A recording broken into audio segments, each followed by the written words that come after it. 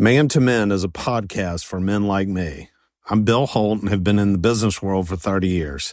Hope you enjoy the episode. This is Man to Men, the audio journal for Christian men living faithfully and leading courageously. I'm Jared Musgrove, back with you for another of our Live Faithfully segments. These are just some daily bread as you go out, as you work out. Maybe you're carpooling kids. Maybe you're showering, shaving, getting ready for the day. You might have a lunch break at work. You might be doing yard work. Maybe you just got a moment of quiet somewhere in your day and you're able to listen, or maybe you're listening as you fall asleep at night. Wherever you're listening, these are devotional conversations each week to help you live faithfully with God and one another. We're continuing in a section of 15 Psalms called the Psalms of Ascent. And they're named that way because they were sung by Hebrews going up, ascending, to worship God together in the temple in Jerusalem. And this collection covers Psalms 120 through Psalm 134. Today we're going to be looking at Psalm 126. And as usual, I am going to be reading the psalm up top from the English Standard Version. As I'm going through and we're talking through just different parts of the psalm, you'll hear a few variations from the Christian Standard Bible, and then with some commentary and insights gleaned from Robert Alter's translation of the Hebrew Bible, your Old Testament. Be listening. Today especially, a theme of these psalms is looking to God's acts in our own past to cause praise and gratitude in the present and prayer for the future.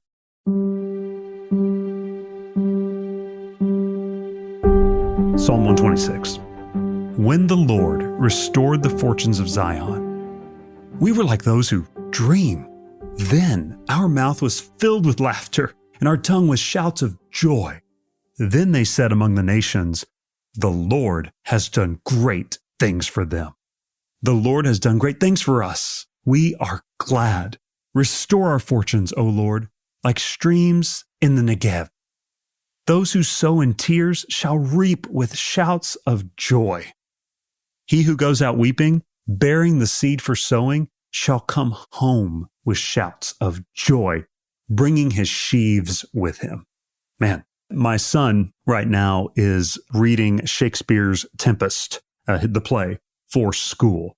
And there's a lot of famous lines from that work. But one of the ones that I thought about today as we're sitting together is this one. What's past is prologue. That is, history sets the context for your present. That's a theme of these Psalms. The theme of the Psalms of Ascent is looking to God's acts in our own past to cause praise and gratitude in the present and prayer for the future. This is true in the opening of Psalm 126 as the composer and the community craft a song that begins with praise by recalling a deliverance from their history, setting a context for their present journey up to worship God and to experience Him.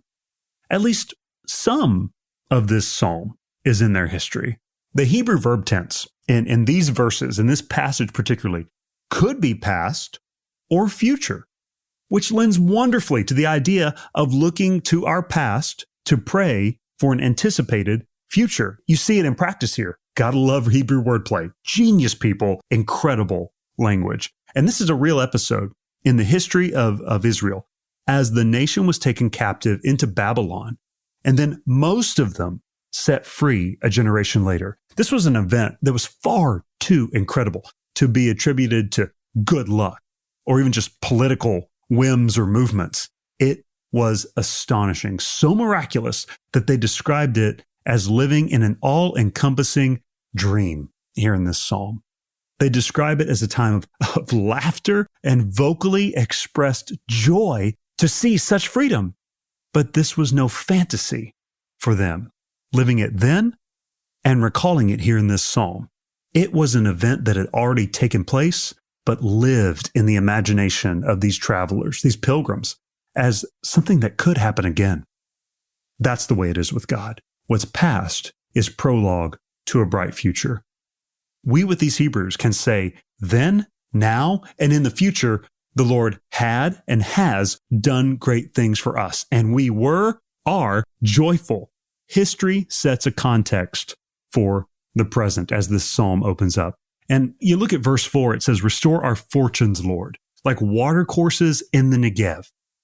Another way to translate this verse is, O Lord, bring back our captives. When it says restore our fortunes, that could also be translated from the original Hebrew, bring back our captives. because not every Hebrew made it out of that Babylonian captivity. There was a remnant of them still in exile. That's the historic note on this particular verse of the psalm.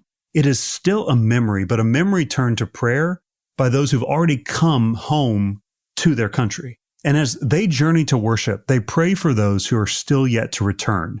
Now, there are many reasons, two that I can think of, that some remained in captivity in Babylon. And those reasons can still speak to us today, men. Some of those Hebrews remained in Babylon due to a fear of the unknown.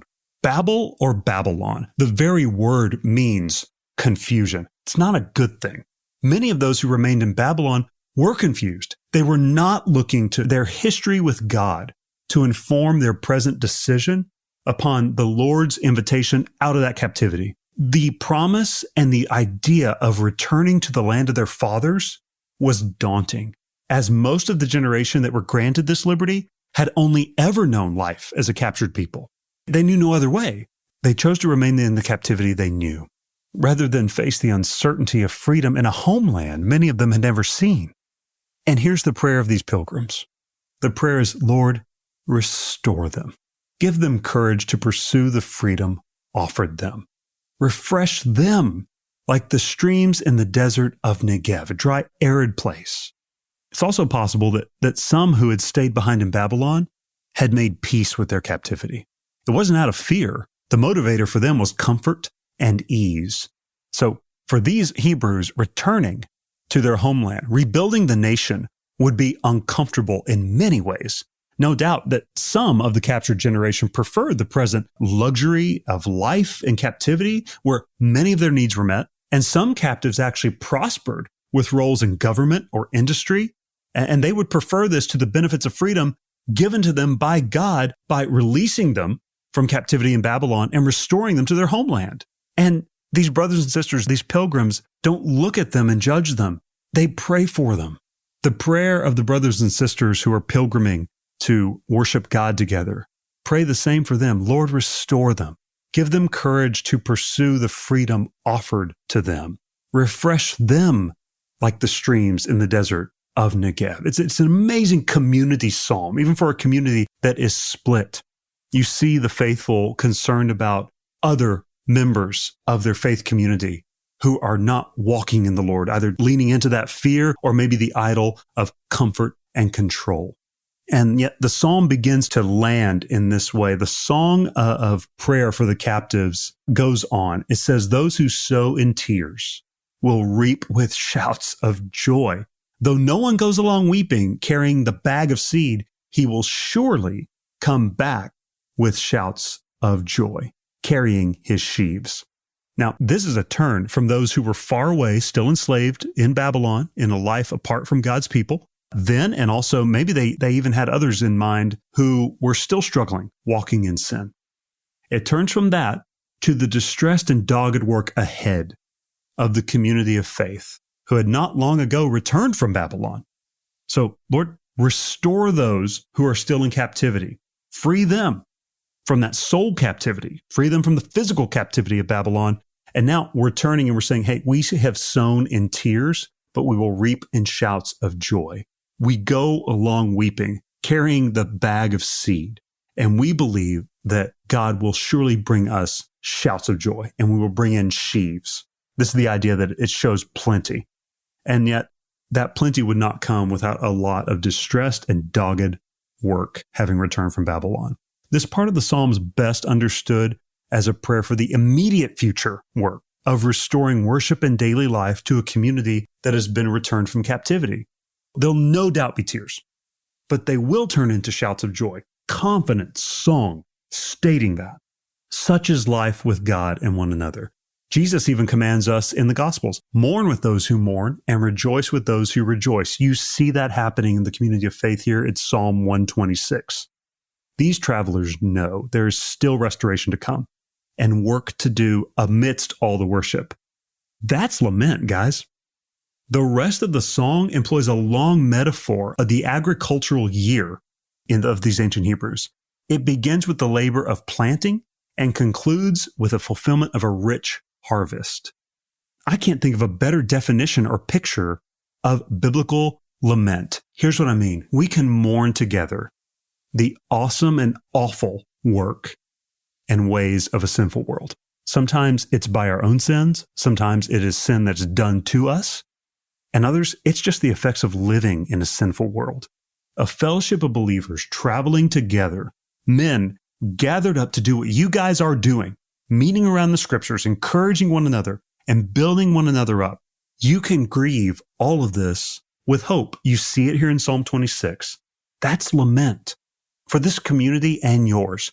There's a future where tears turn to rushing waters that refresh entire desert regions and prepare the ground for much sowing and reaping. So how do you take this into your community? Here are some questions that I've prepared for you guys this week as you talk about this together.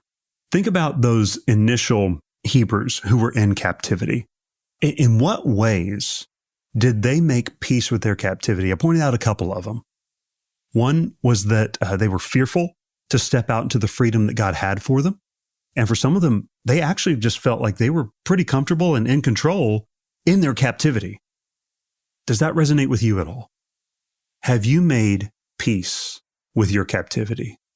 Have you made an idol of the comfort and control that actually is anything but because it's not connected to God? That could be its own captivity. Are you captive to fear about any area of your life? This could be a prayer for yourself and also your community to pray around you. It's like, Lord, restore his fortunes. Lord, bring him back from this captivity, like water courses in Negev. That could be a prayer over one another tonight. What does it look like for you to move away from that captivity? Like just walk it out, to walk out in the freedom. If it's fear you're facing, then what is the fear? And what is God telling you to do? How can we help? And then if you find yourself hit with a realization that I have an idol of comfort and control, and it's holding me captive from where the Lord wants to give me freedom. Well, what's the Lord telling you to do? How can we pray for you? How can we help? Where do you need prayer to do this? That's what this community of men is about. And it always has been. You see it in Psalm 126. Another way to think about it too is that some who stayed in Babylon had just given themselves over to the captivity of the cynicism of their day. And it was just robbing them of joy. That's why these pilgrims pray for joy to be restored to them. Question for you men. In what ways have you been given or given yourself into the cynicism of our day? Pray over one another right now. Repent of that is turn from it and walk in a freedom. Walk out of that captivity of cynicism. And then here's a deeper one. This might take some time in your men's group.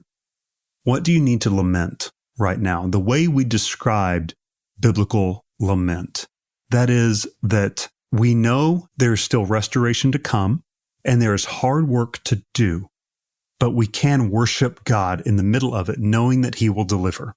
That's biblical lament. Where do you need to biblically lament right now? Where is it just difficult? Where's there hard work to do? Where is it hard to see hope, but you're trying? How can we help one another?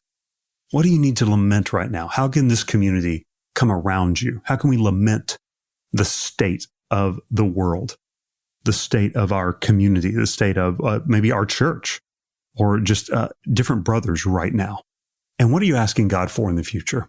That's our last question. We look at these Psalms because they have much to say about our past. Remember, what's past is prologue. They inform our present, and they give us prayer for the future. What are you asking God for in the future? How can this community of men pray with you toward that? These are the kinds of reminders that these gradual Psalms just continually grant a group of men. They give him endurance. They give us gratitude for the days ahead. They also underline the importance of a community staying resilient. We walk together in a world where ungodliness will continue to come at you guys. This week was a reminder of God's eternal protection and perimeter around his people. That's Psalm 126. Live faithfully.